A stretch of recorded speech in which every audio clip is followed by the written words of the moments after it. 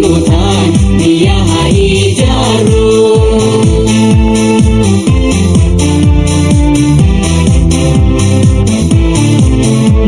Bu'uuraan boruuti mana barumsa hundeessaa hirmaannaa guddisuu daa'imman hiriirsaa hiree biyyoolessaa isaantu murteessaa daawwitiin eegalee barnootaan gahoomsaa daa'imman guddatu warra rakkoo furuu ogeeyyii dinagdee hooggantoota boruu imaana eegalee beekumsaan haa qabu. Manni barumsaa kun gosoota ijaaramu waa malee miti.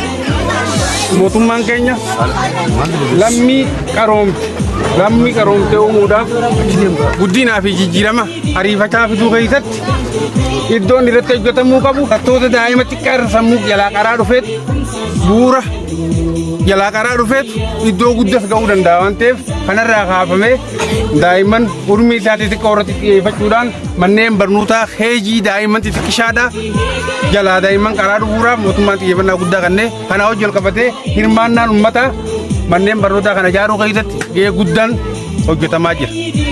Baajanni waan baajata mootummaatiin ijaaramuu hin dandeenye hirmaannaa uummataatiin uummanni qabeenya qabu walitti buufatee manneen barnootaasaa iddoo adda addaatti ijaaramaa turee jira. Kanaaf akka ardaa bal'ina arbaattis wirtuu kanarratti manni barumsa bu'uura boruu kana fakkaatu sirriitti qabeenya isaa hawaasni walitti buusee ijaaratee bifa miidhagaa ta'een daa'imman isaa itti galchee barsiifachuudhaaf har'a jalqabuu isaatiif gagammaddaan galatoomaa mana kana ijaarrachuu keessaniif galatoomaa isin jaalladha.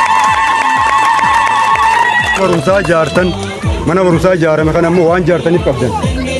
Wanni ijaartaniif namni eenyu haasi caalu jettee abbaa feete gaafatte mucaan isaa akka isa caalu barbaada malee namni biraa akka isa caalu hin barbaadu ilma namaati waan ta'eef.